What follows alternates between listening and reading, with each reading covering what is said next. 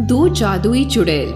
ये कहानी रहस्यपुर नाम के गांव की है, जहां अचानक खौफ का माहौल हो गया था। शाम होती ही लोग अपने अपने घरों में दुबक जाते थे। कोई किसी को कितनी भी आवाज, कितनी भी विनती करे, कोई अपने घर का दरवाजा नहीं खोलता था। यहाँ तक कि उनकी कोई अपने भी आवाज दे तो भी नहीं। एक दिन उस गांव में शहर से एक परिवार छुट्टियों में अपने घर आता है, जिसमें उनका एक बच्चा है, भोलू। जैसा नाम है वैसा ही वो मस्त है। आते ही पूरे गांव में वो शरारत करता फिरता है, मगर शाम होते ही जब सभी अपने अपने घरों में घुसकर दरवाजा बंद कर लेते हैं तो वो टेंशन में आ जाता है, क्योंकि शहर में तो देर तक खेलने, जागने, पढ़ने, टीवी देखने की आदत थी। उसके पूछने पर उसे चाचा बताते हैं, एक रात जब वो खेत से लौट रहे थे, अरे गर्मी के मौसम में आंधी चल रही है। ये आंधी नहीं, हमारे आने का संकेत है। हम कितने ही गांव में घूमे, पर इस गांव के लोगों के मांस में एक अलग ही स्वाद है। हाँ, एक रात खाऊं तो 4 रात भूख नहीं लगती। अच्छा है, हर रोज खाएंगे तो ये लोग भी घरों से निकलना बंद कर देंगे। हाँ, इन्हें पता ही नहीं 12-13 लोगों को हम खा चुके हैं। और पता चलेगा भी नहीं, क्योंकि हमारी नजरों से कोई भी शिकार आज तक जिंदा नहीं बचा है। चल, इसे भी हमेशा की तरह मैं ही शुरू करती हूँ। दीदी, मैं शुरू करती हूँ आज। क्यों नहीं, बड़ी बहन पहले। चाचा की बात सुनकर भोलू को चाचा और पूरे गांव पर तरस आया। ऐसा कैसे चल सकता है कि इंसान रात को बाहर ही ना निकले, सारे काम धंधे छोड़ दे, खेतों का ध्यान कौन रखेगा। ऐसा ही चलता रहा तो एक दिन गांव पूरा बर्बाद हो जाएगा। भोलू 2 रात से सो नहीं पाता है और बार बार अपने चाचा की सुनाई बातों को याद करता हुआ कोई ना कोई उपाय सोचने में लगा रहता है।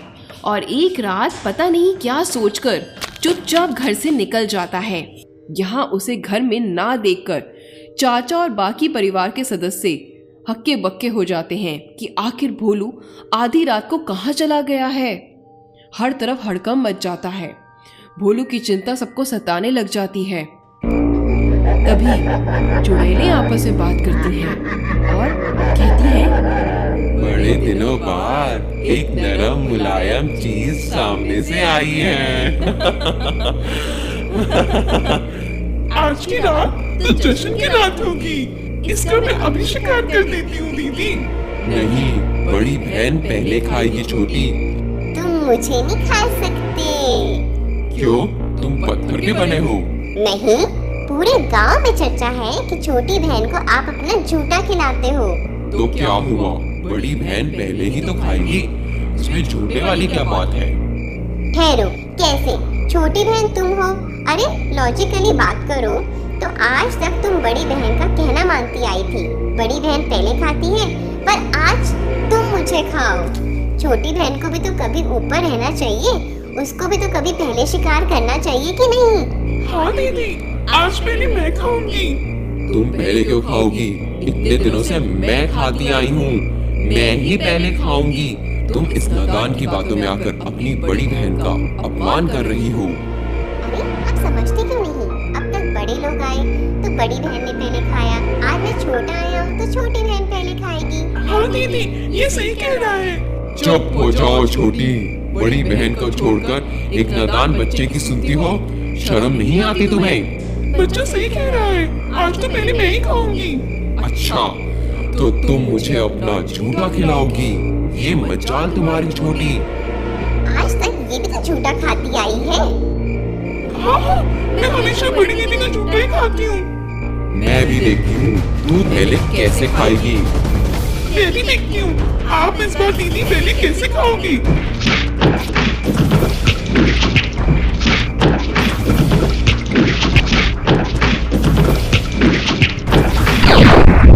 बोलो बेटा, तुम ठीक हो?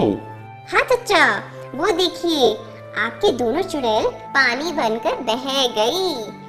हाँ, हमने देखा बेटा, पर ये तुमने कैसे किया? हर समस्या का सॉल्यूशन उस समस्या से जुड़े लोगों की हरकतों में ही छुपा होता है। आपने कहा था कि दोनों चुड़ैलों में पहले खाने की बात हुई थी, पर बड़ी बहन ने पहले खाया था। मैं समझ गया, वो हमेशा पहले ही खाने की बात करती होगी और छोटी बहन की इच्छा अधूरी ही रह जाती होगी। बस उसकी कमजोरी का मैंने फायदा उठा लिया। सुनकर भोलू की चाचा ही नहीं, पूरे गांव वाले खुश हो जाते हैं।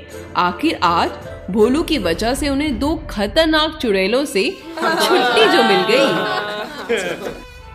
बच्चों, इससे हमें क्या शिक्षा मिलती है कि हर प्रॉब्लम का सॉल्यूशन उसी में छुपा होता है। बस ज़रूरत है हमारे शांत और चतुर दिमाग की।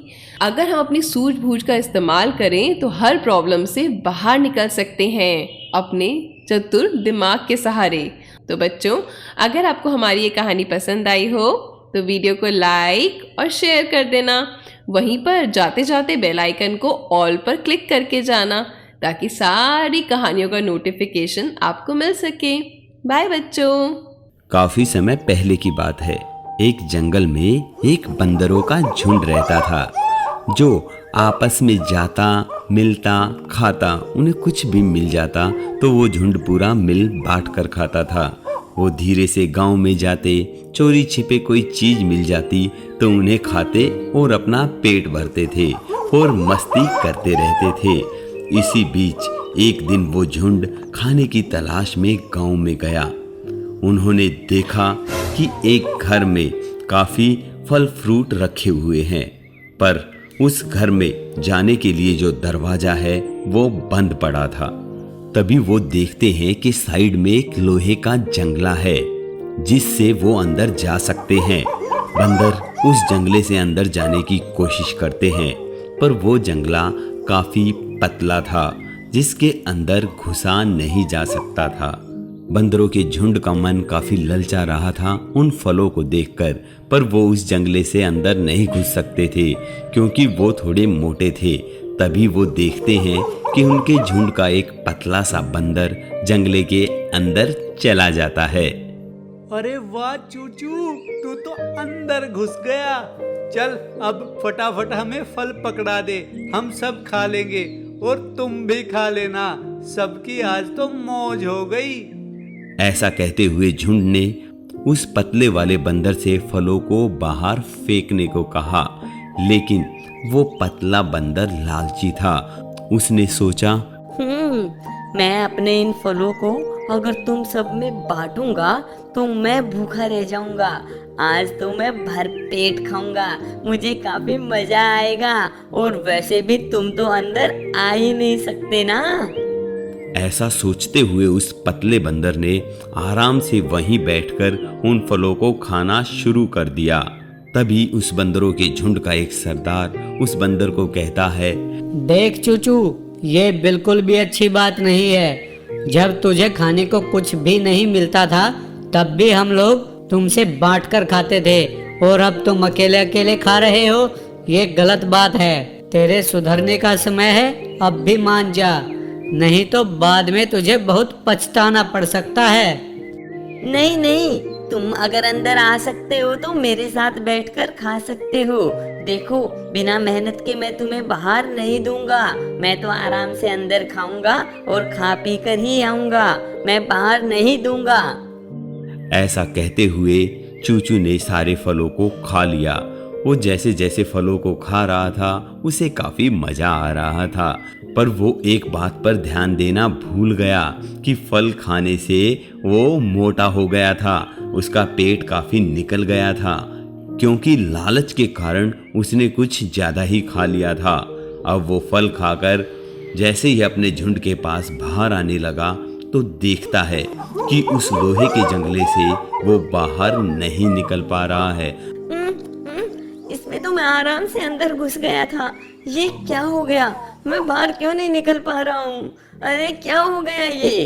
तभी झुंड का सरदार कहता है, क्यों चूचू, कहता था ना मैं, लालच करना बुरी बात होती है, और तुझे हमने बोला भी था, पर तूने हमारी बात पर ध्यान नहीं दिया। अब फल खाने के कारण तू मोटा हो चुका है और इस जंगले से बाहर नहीं आ सकता। ये मैंने क्या कर दिया? यहाँ पर तो मैं कैद हो गया। अब मकान मालिक आकर मुझे मारेगा। देख चूचू, मकान मालिक आए या ना आए, पर तुझे अब पतला होने के लिए कई दिन बिल्कुल भूखा रहना पड़ेगा, तभी तू इस जंगले से बाहर आ सकता है। मजा आ गया, चूचू को उसके लालच की सजा मिल गई। और ऐसा कहते हुए सारे बंदरों के झुंड ने उसका खूब मजाक उड़ाया और चूचू अंदर कैदी बनकर रह गया। अब उसे इस लोहे के जंगले से बाहर निकलने के लिए काफी दिन भूखा रहना पड़ेगा। तो बच्चों, इससे हमें क्या शिक्षा मिलती है कि लालच करना बुरी बात है। हमें जो भी चीज मिले उसे मिल बांट कर खाना चाहिए। तो आज से आप भी अपने दोस्तों में या अपने भाई बहनों में किसी भी चीज को मिल बांट कर ही खाएं, नहीं तो चूचू बंदर की तरह परेशानी का सामना करना पड़ सकता है।